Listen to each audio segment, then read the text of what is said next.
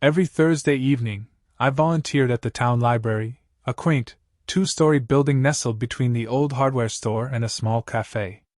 The smell of aged paper and the quiet rustle of turning pages always felt like home to me.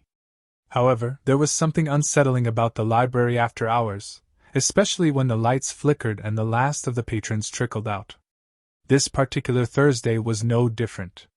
The sun dipped below the horizon, casting long shadows across the rows of bookshelves. The faint click of the lock echoed through the empty aisles as I secured the doors, knowing I would soon be left alone in this labyrinth of stories. I had always been drawn to the library's charm, but on nights like this, when the world outside faded into darkness, a sense of unease clung to the air like cobwebs. As I shelved books, I lost track of time. The tick of the old clock on the wall was my only companion, counting down the minutes until I could return home. The library was silent, save for the occasional creak of the wooden floorboards beneath my feet. I turned to the reading room, where a flickering light caught my attention. I felt a pull of curiosity and a touch of apprehension as I approached the doorway. Peering inside, I was startled to see an old man sitting at a table, his silver hair glowing in the dim light. He was hunched over a book, the pages seemingly old and fragile, his gnarled fingers tracing the text with reverence.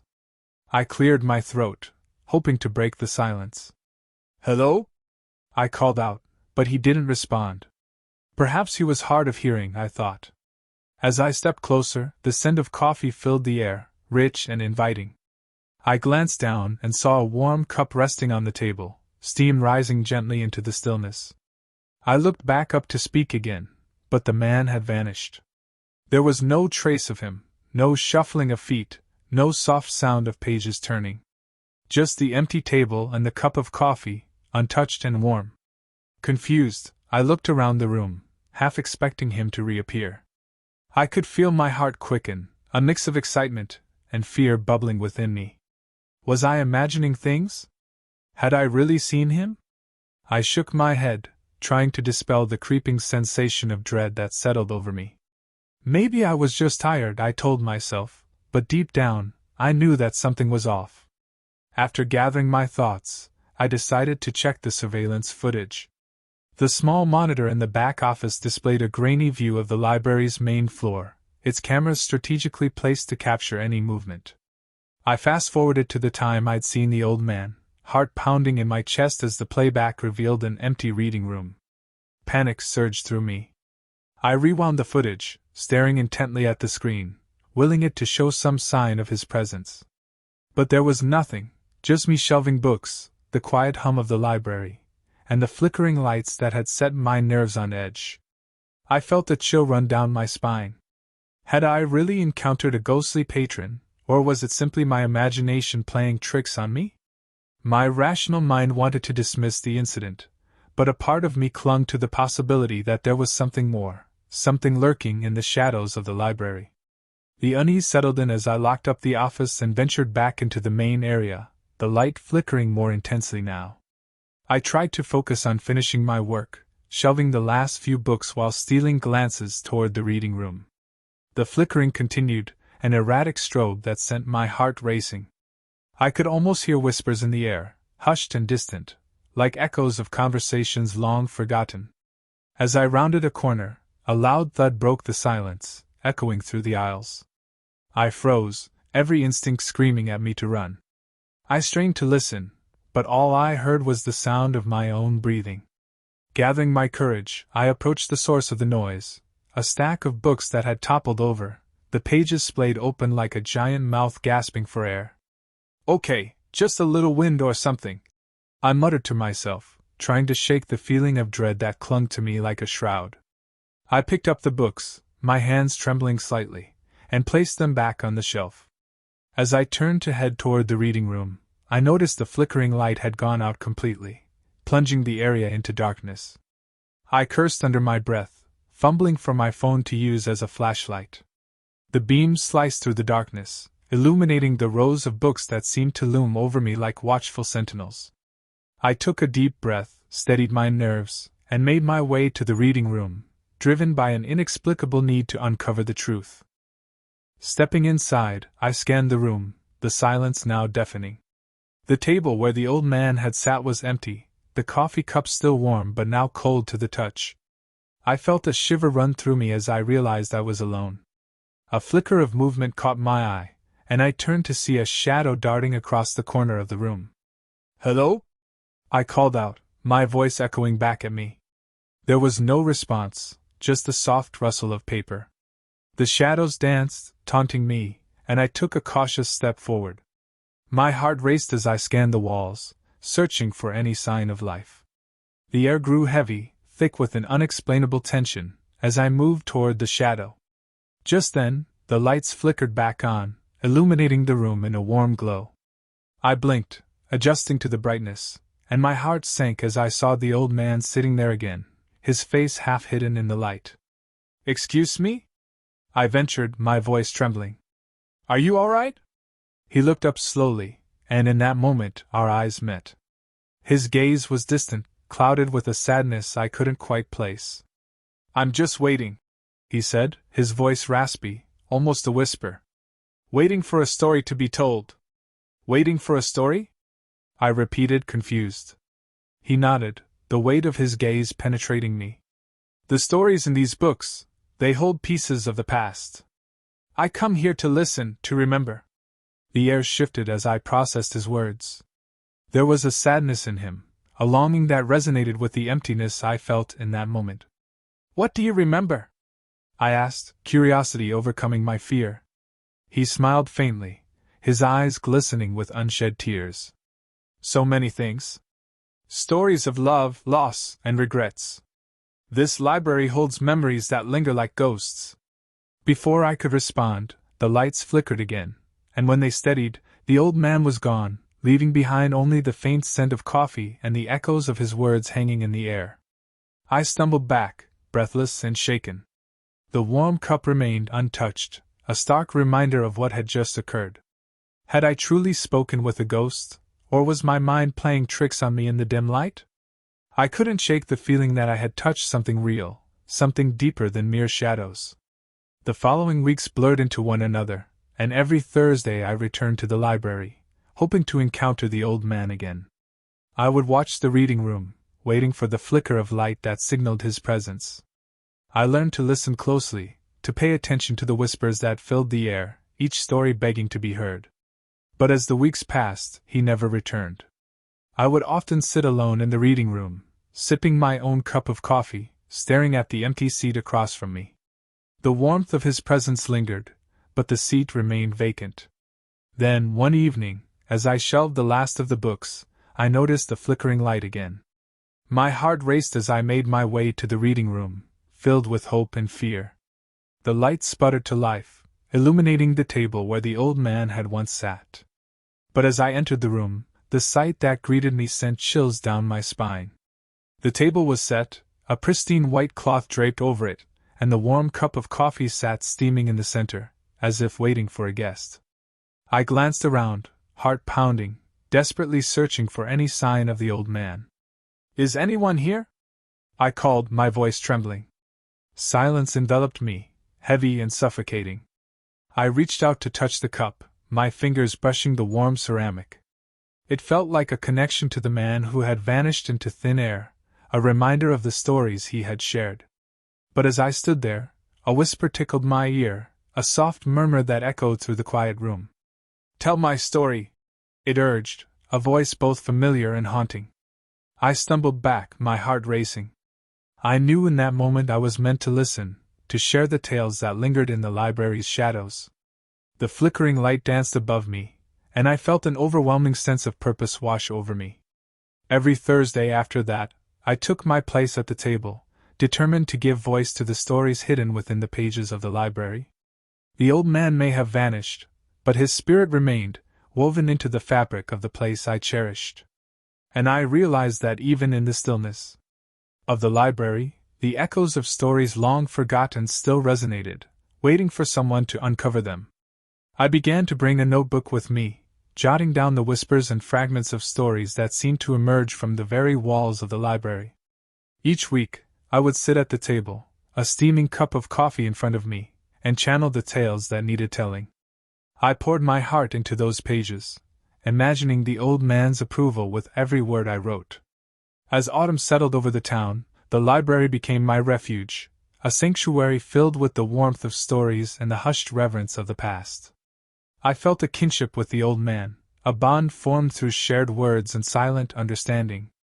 He had been a guardian of the library's history, and now, I was stepping into that role, preserving the memories for future generations. One Thursday, while sifting through old manuscripts, I stumbled upon a leather-bound book, its cover worn and faded. The spine cracked as I opened it, and I felt a rush of excitement at the delicate pages inside. It was a collection of local folklore, each story more captivating than the last. As I read through the tales, I couldn't shake the feeling that they were intertwined with the old man's presence. Stories of lost souls, of love that transcended time, and of restless spirits wandering through the woods. I felt compelled to include these tales in my own writings, to weave them into the fabric of my own narratives. I spent hours absorbed in the stories, forgetting the world outside as twilight deepened. The flickering lights became a comforting presence, guiding me through the darkness. Each page turned felt like a step closer to understanding the library's history and the weight of the stories it held. One evening, as I closed the folklore book, I noticed a figure in the corner of my eye. My heart skipped a beat, and I turned quickly, but there was nothing there, only the shadows creeping across the floor. Yet I couldn't shake the feeling that I was being watched, that the library itself was alive with stories longing to be told. As weeks passed, the whispers grew louder in my mind. I began to feel a connection to the stories I was unearthing, as if the characters had come alive, reaching out from the pages. I would often find myself speaking aloud, narrating their tales to the empty room, as if the old man were there, listening intently, urging me on. One night, I was deep in the midst of telling a story of a young couple torn apart by tragedy when I heard a soft creaking sound behind me. I paused, my heart racing, and turned slowly. The reading room door stood ajar, a sliver of darkness peeking through the crack. The air grew colder, the flickering light dimming as I felt a presence in the room. "Who's there?" I called, my voice trembling. The door swung open slightly, and I could see nothing but the shadows beyond. A chill ran down my spine, but I took a deep breath, willing myself to stand my ground. "If you're here, show yourself!" As if responding to my challenge, the light flickered violently before settling back into a steady glow. The temperature dropped further, and I shivered. The coffee cup in front of me rattled slightly, the sound echoing through the stillness. Suddenly, I felt a weight settle in the chair opposite me. My breath caught in my throat as I looked up, half expecting the old man to materialize before me. Instead, I found the empty chair, but the warmth of presence filled the air, wrapping around me like a familiar embrace. In that moment, I realized that I was not alone. The stories weaved through the library were not just tales from the past. They were living, breathing entities that connected us all. I felt a profound sense of responsibility to honor them, to bring them to life through my words. Weeks turned into months, and the library became my sanctuary, my second home. The old man never returned, but his essence lingered in every shadow, every flicker of light. I continued to write, pouring my heart into the tales that flowed from my fingertips. I became a storyteller in my own right, crafting narratives that echoed the emotions I had encountered in my late-night conversations with the old man. One evening, I decided to hold a small reading in the library, inviting local residents to come and listen to the stories I had gathered. I set up chairs in the reading room, the flickering lights creating an inviting atmosphere. The aroma of freshly brewed coffee wafted through the air, mingling with the anticipation that hung thick around us. As the attendees arrived, I felt a sense of nervous excitement bubbling within me. I introduced myself and shared the stories I had unearthed, weaving in the threads of the old man's presence, his whispers guiding me through the narratives. The audience listened intently, their faces illuminated by the soft glow of the overhead lights, their eyes wide with wonder. As I reached the climax of a particularly haunting tale about a lost soul wandering through the woods, I noticed a figure standing at the back of the room. My heart skipped a beat as I recognized the old man's familiar silhouette, watching me with an approving gaze. A wave of warmth washed over me, and I continued with renewed vigor, feeling as if I were channeling not just the stories but the very essence of the library itself. When the reading concluded, the applause filled the air, echoing off the walls like a symphony of appreciation. The warmth of connection enveloped me, and I felt a surge of gratitude for the old man who had inspired me to tell these stories. As the attendees began to filter out, I caught a glimpse of the old man slipping through the door, a smile on his face as he turned back to me one last time. I reached out, wanting to thank him, but he vanished into the shadows, leaving behind a feeling of peace that settled in my heart. From that day forward, I made it my mission to keep the library alive with stories. I organized more readings, inviting others to share their own tales, and slowly transformed the library into a vibrant hub of creativity and connection. The old man's spirit lingered in every corner, whispering encouragement as we breathed life into the library's stories. As I continued to volunteer every Thursday evening, I never forgot the warmth of the coffee cup left behind that fateful night. I knew that the library held more than just books. It contained a tapestry of lives intertwined, waiting to be honored and remembered. The old man had become a part of me, and through my storytelling, I ensured that his legacy, and the legacy of countless others, would never fade into the shadows. And so, in the flickering lights of the library, I found not only my voice but the voices of those who had come before me, each story a reminder that even in silence, whispers of the past continue to resonate, urging us to listen, to share, and to remember.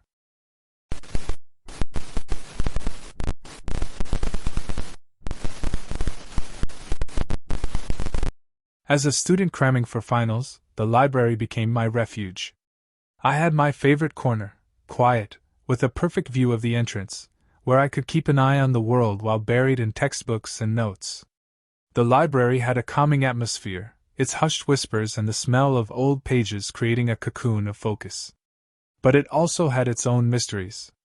One particularly stormy night, I found myself alone in the library. The rain pattered softly against the windows, and the overhead lights flickered intermittently. I settled into my spot, surrounded by stacks of books, determined to push through another chapter of history. Hours passed, and the library grew eerily quiet, the sound of rain muffled by the walls. As I scribbled notes, I caught a glimpse of movement in the corner of my eye.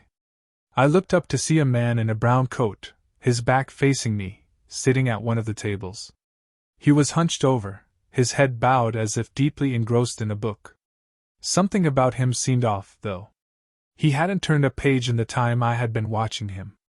Curiosity got the better of me, and I decided to approach. "Excuse me, do you need help?" I called out, my voice echoing slightly in the silence. He didn't respond. I stepped closer, trying to peer over his shoulder to see what he was reading. As I did, the hairs on the back of my neck stood up. The man's eyes were fixated on something beyond the book, as if he were gazing into another world. It was unsettling. "Hello?" I said again, louder this time, but still, he didn't move. I hesitated, a chill creeping into my bones. As I reached out to touch his shoulder, he suddenly vanished into thin air, leaving behind an empty chair and an overwhelming sense of dread. My heart raced. Had I imagined it? I stepped back, trying to convince myself that I was just overtired, that my mind was playing tricks on me. I glanced around the library, half expecting someone to reveal themselves as the prankster, but the room remained empty and still. I forced myself to return to my studies, though my focus had completely shattered. I couldn't shake the image of the man from my mind. What had I just seen? I wrapped my arms around myself, feeling the temperature drop as if the very air had thickened with tension. I tried to dismiss it, convincing myself it was just the fatigue of late night studying. But deep down, I felt a chill that had nothing to do with the cold. The following days passed in a blur of study sessions and frantic cramming. I told myself it was just a hallucination, a figment of my stressed mind. But the memory of the man lingered like a shadow, refusing to fade.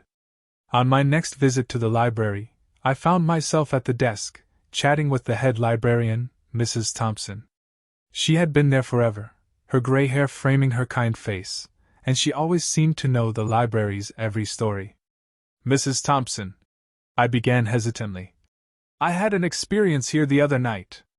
I think I might have seen something strange. She raised an eyebrow, her interest piqued.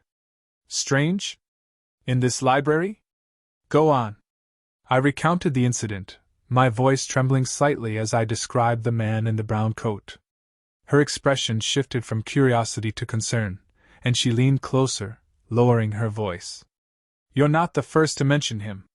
There's a story, an old one, about a man who died in this very library years ago, right in that corner.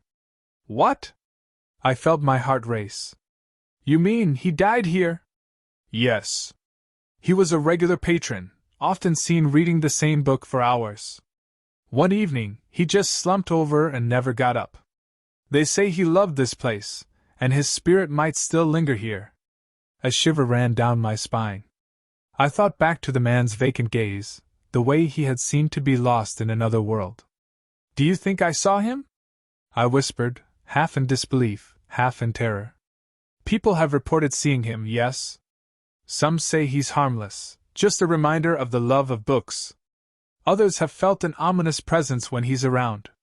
It's hard to say. The mind can play tricks in a place like this, especially when you're tired or stressed. I nodded, a knot forming in my stomach. I wanted to dismiss her words, but they echoed in my mind. What if I had indeed encountered the spirit of the man? The days turned into nights, and I found it increasingly difficult to concentrate.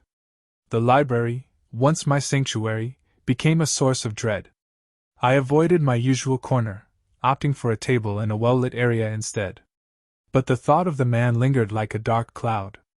I often caught glimpses of brown out of the corner of my eye, but each time I turned, there was nothing there. One night, as I was leaving the library, I heard soft footsteps behind me. I turned, but the aisles were empty. My pulse quickened as I reached the exit, glancing back one last time. The library felt alive, shadows dancing on the walls, whispering secrets of the past. As the week wore on, the dread only deepened. I decided to return to the library one last time before finals, hoping to confront my fears. I arrived early in the evening, the rain pouring down outside, casting a gloomy atmosphere within.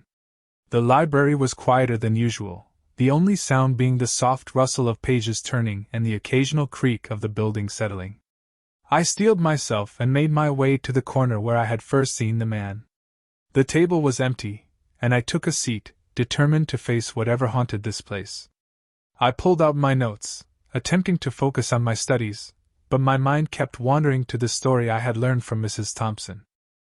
Suddenly, the lights flickered above me, and I felt a chill sweep through the room. I glanced up, half expecting to see the man sitting across from me.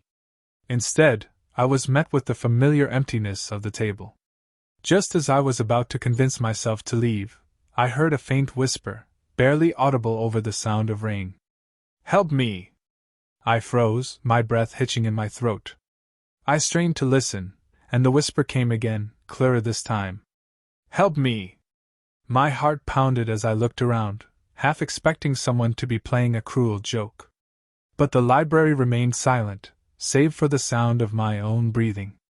I stood, feeling the weight of the moment pressing down on me, and I followed the sound, moving deeper into the aisles. As I walked, the air grew heavier, the lights dimming with each step. The whisper continued, pulling me forward like a moth to a flame. I rounded a corner, and my heart dropped. There, in the very spot where I had first seen him, stood the man in the brown coat, his back facing me once again. Excuse me? I called, my voice trembling. Can you hear me? He didn't move, didn't even seem to acknowledge my presence. I took a cautious step closer, the whispering growing louder, echoing in my mind. Help me! I hesitated, unsure of what to do. What do you need? I asked, desperation creeping into my voice. How can I help you? In an instant, he turned to face me. His eyes, once filled with nothingness, now held a profound sadness, an eternal longing. I felt my heart race as I took a step back, my mind racing. He opened his mouth to speak, but no sound came out. Suddenly, the library grew cold, the temperature dropping as shadows swirled around me. Panic set in, and I turned to run, but the air thickened, wrapping around me like a vice. I stumbled, feeling the weight of the library's history pressing down on my shoulders. I was ensnared by the very stories that had once captivated me. "Help me!" The voice surged through the air, louder now, filling every corner of the room. "You must remember!" In a moment of clarity, I recalled the stories Mrs. Thompson had shared, the love of books, the man's dedication to reading. I reached deep within myself, summoning all my courage. "You were a patron, weren't you? You loved this library. You don't have to be here alone." The man's eyes softened, the sadness deepening.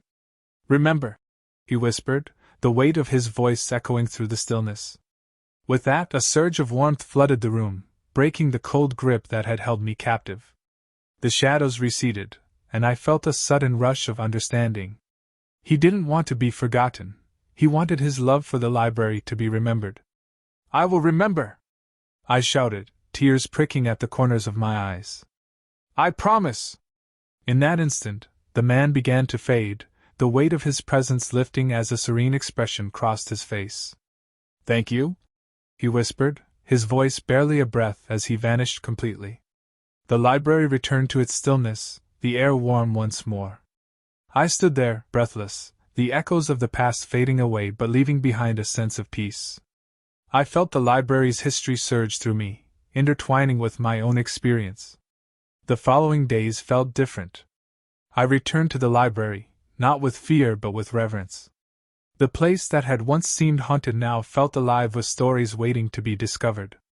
I would often find myself wandering the aisles, running my fingers along the spines of the books, each one holding the promise of a new adventure. As finals approached, I immersed myself in my studies with renewed focus. The fear that had once gripped me had transformed into a deep appreciation for the library's quiet power. I began to understand that it wasn't just a building filled with books, it was a sanctuary for those who sought knowledge, comfort, and connection. It was a place where stories lived on, long after the people who had read them had passed. One evening, I returned to my favorite corner, determined to honor the memory of the man in the brown coat. I set up my study materials, but this time, instead of feeling the weight of the world on my shoulders, I felt an unexplainable lightness. The library hummed with energy, as if the very walls were breathing. I pulled out a notebook and began to write. I wrote about my experience, about the old man and the warmth I felt when I promised to remember him. I poured my heart into the pages, crafting a tribute not only to him but to all the stories that had touched my life. The words flowed effortlessly, and I felt a connection to the library, to the past, and to the spirit that had briefly crossed my path. As I wrote, the flickering overhead lights cast a warm glow around me. Each flicker felt like a heartbeat, a reminder of the life that thrived within those walls. I glanced around, half expecting to see the old man again, but instead, I found solace in the fact that I had acknowledged his presence. Days turned into weeks, and finals finally came to an end. I passed my exams, relieved and proud, but more than that, I felt a sense of completion. I visited the library one last time before summer break, eager to celebrate the end of my studies. That evening, the library was buzzing with life, filled with students and community members. As I navigated through the familiar aisles, I couldn't help but feel grateful for the experiences I had gained within those walls. I spotted Mrs. Thompson at the front desk and approached her, beaming. "Mrs. Thompson! I passed my finals!" I exclaimed, my excitement bubbling over. She smiled, her eyes twinkling. "That's wonderful! I always knew you would. And I hope you'll continue to come back here, even after school is over." "I will," I promised, my heart swelling with sincerity. "This place means too much to me now." As I was about to leave, I hesitated, glancing back at the corner where I had first seen the man. "You know, I think I might have seen him again the other night." Mrs. Thompson raised an eyebrow, intrigued. "Really? What happened?" I recounted the encounter, sharing how I had felt a profound sense of connection and understanding. Her expression softened as I spoke.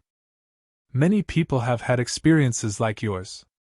The library holds memories, Derek. Those who love books never truly leave. They live on in the stories they've read and shared. Her words resonated deeply within me. I realized that the library wasn't just a place of solitude and study. It was a tapestry of human experience, woven together by countless lives and stories. It became clear that the man in the brown coat had not just been a ghost, but a reminder of the importance of storytelling, of the bonds that books create between people, both living and departed. As I left that evening, I glanced back at the library, feeling a warmth in my chest. I knew I would carry the spirit of the man with me, not as a haunting memory, but as a guiding light, an inspiration to embrace stories, to seek connection, and to remember the past. As the summer unfolded, I made it a point to return to the library, not only for research but to volunteer and share my love of books with others. I wanted to help create a space where stories could continue to thrive, a place where everyone could find a sense of belonging. I often found myself shelving books, helping patrons, and even organizing community events. Each time I stepped through the doors, I felt a deep sense of gratitude for the man in the brown coat and the lesson he had imparted to me. He had reminded me that stories are not just words on a page, they are bridges that connect us to one another and to those who came before us. One afternoon, while I was restocking the shelves, I noticed a new book sitting on the return cart. It was an old leather-bound volume, the title worn and faded. Intrigued, I picked it up and brushed off the dust. The title read The Forgotten Tales. As I opened the book, a warm breeze rustled through the library, sending a shiver of nostalgia down my spine. I felt as if I were being enveloped in a hug from the past. The pages were yellowed with age, and the smell of history wafted up as I flipped through them. I paused at a particular story that spoke of a kind-hearted spirit who watched over a library, ensuring that the stories within its walls were cherished and remembered. I chuckled softly, feeling a sense of connection to the tale. It was as if the man in the brown coat had found a way to communicate with me, a sign that he was indeed watching over the library, just as I had promised to remember him. From that day on, I made it my mission to share the story of the man in the brown coat with others. During library events, I would tell patrons about my experience and the importance of honoring the past. Each time I shared my story, I felt the library's warmth enveloping me, and I could almost see the man smiling in the corner, content that he was not forgotten. Years later, as I stood at the front desk of the library, now a familiar face to the community, I noticed a new student wandering the aisles, looking lost and overwhelmed. I approached him, a smile on my face. "Hey there! Looking for something specific?" I asked, recalling the days when I had felt just as lost. He looked up at me, wide-eyed. I saw someone sitting in the corner, but he just disappeared." My heart skipped a beat. I exchanged a knowing glance with Mrs. Thompson, who was nearby. I smiled at the student, feeling a warmth spread through me. "Don't worry," I said gently. "You're not alone. This library has a way of connecting us all, even with those who came before." As I watched the student's face light up with curiosity, I knew that the spirit of the man in the brown coat would continue to live on in the stories we shared, in the connections we made, and in the love of reading that bound us together. And perhaps, just perhaps, he would continue to watch over the library, ensuring that no story, no matter how forgotten, would ever truly fade away.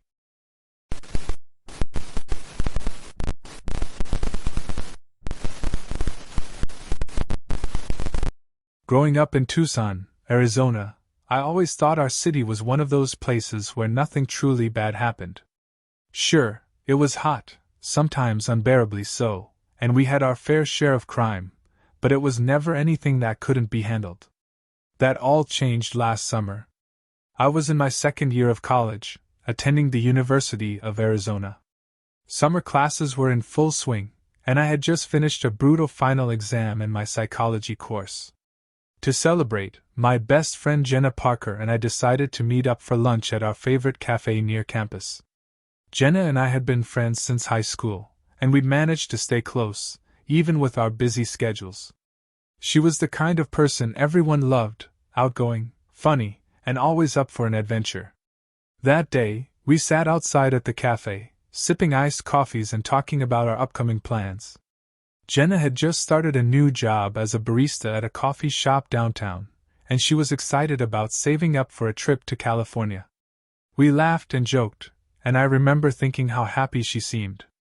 If I'd known what was coming, maybe I would have paid more attention, asked more questions, but everything felt so normal.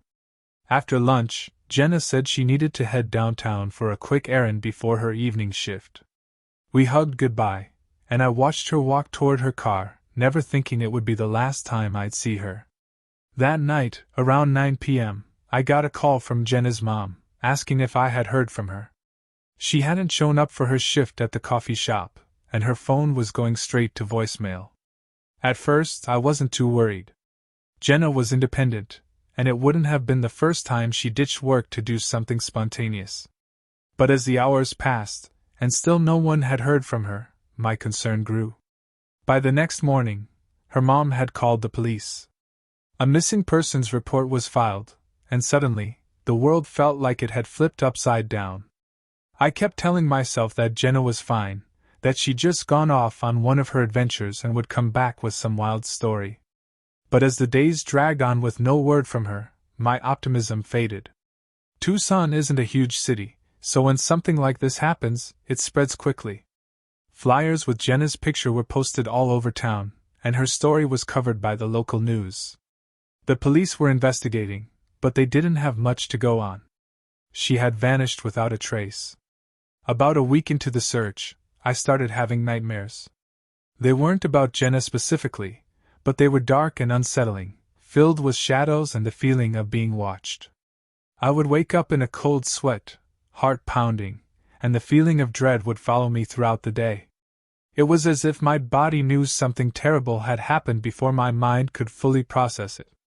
The more time passed, the more people began to speculate. Some thought she had run away, while others whispered darker theories, that she had been taken. I didn't want to believe any of it. I knew Jenna. She wouldn't have just disappeared without telling someone. 3 weeks after Jenna went missing, the police made a grim discovery. Her car was found abandoned on a dirt road about 10 miles outside of the city, near the base of the Santa Catalina Mountains. It was an area known for hiking trails, but also for being isolated and desolate. Inside the car, they found her phone and purse, but no sign of Jenna. I remember the day they found her car like it was yesterday. I was sitting in my apartment when I got the call from her mom. I drove to the location as fast as I could, even though I knew I wouldn't be able to get close to the scene. When I arrived, police cars lined the road, and yellow tape was stretched across the area. I stood there, just staring at it, as the reality of the situation hit me. Jenna wasn't coming back. The police searched the area for days, combing through the desert for any sign of her, but they found nothing. It was like she had vanished into thin air. The lack of answers was the hardest part. How could someone just disappear like that, without a single clue? Weeks turned into months, and life moved on for everyone else, but I couldn't shake the feeling that something was terribly wrong. I started avoiding places we used to go together. I couldn't bring myself to go back to the cafe, and I stopped hiking in the mountains, afraid of what I might find. One night, about 4 months after Jenna disappeared, something strange happened. I was walking home from a late study session at the library. It was just after midnight, and the streets were quiet. As I turned onto my street, I noticed someone standing under the streetlight ahead of me. At first, I thought it was just another student heading home, but as I got closer, I realized it was a woman. Her back was to me, and she was standing perfectly still, as if she were waiting for something. I felt a chill run down my spine. Something about her posture, the way she stood so still, was unsettling. I slowed my pace, debating whether to cross the street or keep walking, but before I could make a decision, she turned around. It was Jenna. Or at least, it looked like her. She was wearing the same clothes she had on the last day I saw her, a white t-shirt and ripped jeans. Her hair was tangled, and her face was pale, but it was unmistakably her. My heart skipped a beat, and I froze in place, staring at her in disbelief. "Jenna?" I whispered, my voice barely audible. She didn't respond. She just stood there, staring at me with blank, empty eyes. I took a step forward, but something inside me told me to stop. There was something off about her, something wrong. Her eyes, they were dark, almost lifeless, like she wasn't really there. Suddenly, she turned and walked away, disappearing into the shadows of the night. I stood there for what felt like an eternity, my mind racing. I wanted to follow her, to call out to her again, but my legs wouldn't move. It wasn't until later that I realized I had been holding my breath the entire time.